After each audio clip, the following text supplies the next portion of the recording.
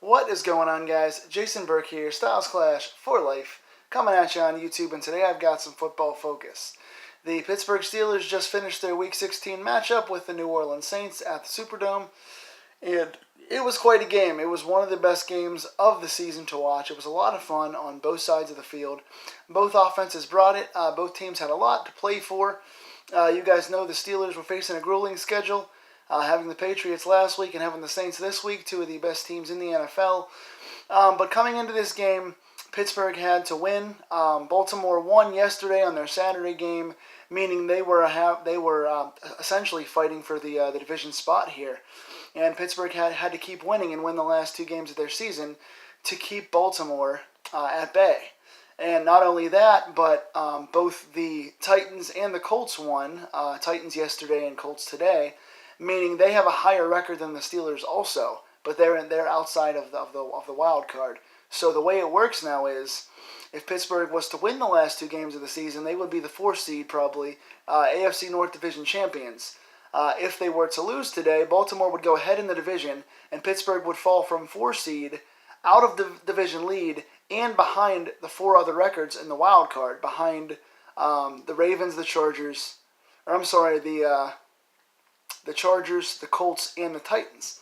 So Pittsburgh went today from the 4 seed all the way now to the 9th team. So by saying that, you know the Steelers lost today. Coming into this game again, Pittsburgh was fighting for the division, fighting for their playoff hopes. Their season was on the line here. And the Saints were fighting for the number 1 seed. If the Saints won today, they would get the home field advantage throughout the NFC playoffs in one of the toughest places to play in the entire NFL. This was a fun back-and-forth matchup. I really enjoyed watching this, even though my throat is hoarse. And I have way too much stress on me for the Christmas season. I asked you guys to give me for Christmas presents this year. Please send me some Tums, some antacids, some aspirin. I'm going to have massive heartburn and a headache for the next couple days after this game. So please send me some things to calm my nerves for the holiday season. But, again, 2 masterful offenses, 2 Hall of Fame quarterbacks. Mad respect to the Saints organization and to Drew Brees, who is a class act. He played great today. I think he had like 320-something yards. No turnovers on his part. I'm sorry, I think he did have 1 turnover on his part. No, that was the backup quarterback. So no turnovers by Brees. Only, I think, 12 incompletions all day. Played excellently. Alvin Kamara is an absolute freak. That guy is one of the fastest players in the league. Not only is his speed amazing, but his cuts are amazing, watching his footwork. He's just one of the best utility players in the league. He's one of the most dangerous offensive weapons in the entire NFL. He had two touchdowns on the ground against us today, and also another 86 yards through the air receiving against us. He played great. So many other threats on that team. Michael Thomas is a top 5 NFL wide receiver, and he has been for the last several years. He's one of the most underrated players in the league. He had, I think, 11 catches today for like 115 yards, something like that. Double-digit catches, over 100 yards, and the go-ahead game-winning touchdown for the Saints. He's another guy that's impossible to cover. We had a hard time covering him today. Pittsburgh started off with that linebacker zone thing we were doing a few weeks ago against Thomas, and that was not working out. Bostic and Fort and those guys cannot cover Michael Thomas. We eventually went to man, but he still found a way to abuse us pretty well. Ted Ginn had a few moments as well. Kirkwood had a few catches also out there. But for the most part, it was really Kamara and Michael Thomas that really outdid us on offense. Neither team really had a crazy advantage in this game. The Saints were up by 8 points. Pittsburgh came down and got a touchdown and 2-point conversion to put it at 14-14. The Saints drove down at the end of the half and got a field goal. So they were ahead by 3 to start the second half. Came out and scored a touchdown, and I figured, okay, now we're going to be in trouble. Being down by 10 points on the road against the Saints team with a firepower offense in that building with how loud the crowd is. But Pittsburgh came back and answered. They came down the field and got another touchdown. They start getting pressure. They weren't pressuring much in the first half. They were blitzing guys, but they couldn't get to the quarterback. The offensive packages and protection for Brees was great. So we didn't get much pressure at all in the first half. In the second half, we start blitzing less guys and getting more pressure, confusing with the front 7, getting pressure, especially out of T.J. Watt, who looked good today. Bud Dupree got some good pressures. We start getting in the backfield, causing Brees to get some overthrows and a couple sacks in there. So the defense stepped up a little bit. And it wound up being this really gutsy back and forth game. I will say, as a negative, there were a few penalties in this game that were just phantom calls. I mean, there was a fourth down stoppage by the Steelers that wound up being like a 40-something yard pass interference call. They called it on Joe Hayden, who was watching, I think, Ted Ginn. And Hayden literally just had his hand touching his back. Wasn't pushing, wasn't holding, was just touching him. And just jumped up over him to get the ball. Never touched him. But they called it a 40-yard pass interference to bail the Saints out, which resulted in a touchdown. It was probably the worst pass interference call I've ever seen as a fan or a journalist. I've covered the NFL for 7 or 8 years now. I've been a fan for 23, 24 years and never saw such a phantom pass interference in my entire life. Several other calls. I guess there were a few that can go both ways, but Pittsburgh on a big fourth quarter drive, I think it was Hayden again maybe that was called for. Maybe it was Morgan Burnett, who was actually on the field today and played pretty well actually. But I think Burnett was called for the second pass interference. That was kind of a questionable call.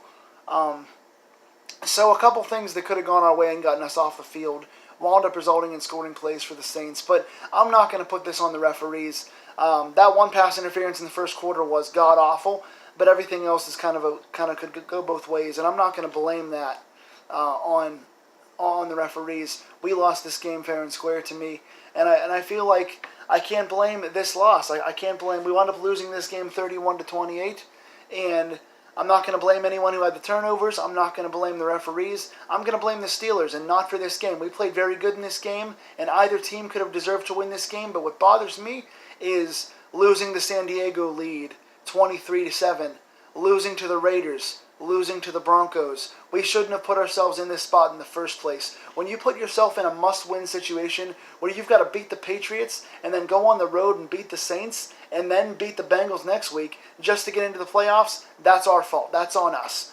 You know, if we didn't win this game, we didn't deserve to be in the playoffs because we weren't a good enough team throughout the season, not just 1 week. You can't rely on 1 week. You cannot rely on going to the Superdome and beating the best team in the NFC just to get into the playoffs. So I'm not going to blame the refs or the turnovers or this game for our season being awry. I'm going to blame the Denver loss, the Cleveland tie, the Oakland loss, the Charger loss. Those 4 games were 4 games we should have had. We should be the number 2 or even number 1 seed right now. That's on us. Penalties, turnovers, discipline all season, some play calling, some clock management. Those are all things we have to look at. Defensive draft picks, Keith Butler, Artie Burns, Boswell, who played well today, but all of those guys have to be looked at as being possibly gone next season, or at least being called into question this offseason. So, let me give you some stats in this game for the Steelers. All in all, though, we did drive down and get a pull-ahead touchdown, but we couldn't hold them off. At the end, the Saints kept getting down the field, and we had the ball, I think, with like 4 minutes left, and we had a 3-and-out. We could not hold the ball, so that's on our offense. And then on defense, we couldn't stop them. The Saints came down and scored with Michael Thomas for a go-ahead touchdown to go up 31-28. And even with all that being said, we drove down the field. Antonio Brown converts a 4th and 15 with a beautiful toe drag. Juju Smith-Schuster makes several nice catches. Ben drives the ball down the field, gets us right into the field goal range on the 35, on the field goal range marker for Boswell. And Juju Smith-Schuster fumbles the ball. And the Saints recover, and that's the end of our game and possibly our season. But I'm not going to blame Juju. He's balled out all season. He's been the most consistent player we've had all season long. He played great today as well. He did make that one bad play, but you know what? One bad play does not make a player or a season. That's on the team. So let me go ahead and give you 31-28. The Saints get the win. Congrats to the Saints on being the first seed. Here are the stats for us today. Big Ben played balls out. He was great today. 33 of 50, 380 yards, 3 touchdowns, no interceptions. Good decisions. He was excellent at extending the play. He avoided sacks all day, moved around in the pocket, extended plays for so many conversions today. He was just excellent, doing what old vintage Big Ben does. 380 and no turnovers. Excellent game for him.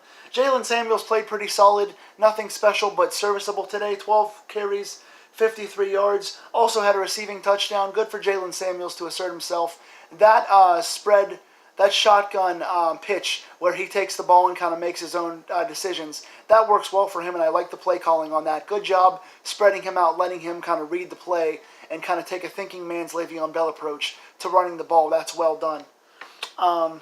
Stephen Ridley had 4 carries and a fumble. He was another guy where we're driving down to go ahead and take the lead. Take the lead or extend the lead maybe. But we're driving down in field goal range and Ridley fumbles the ball.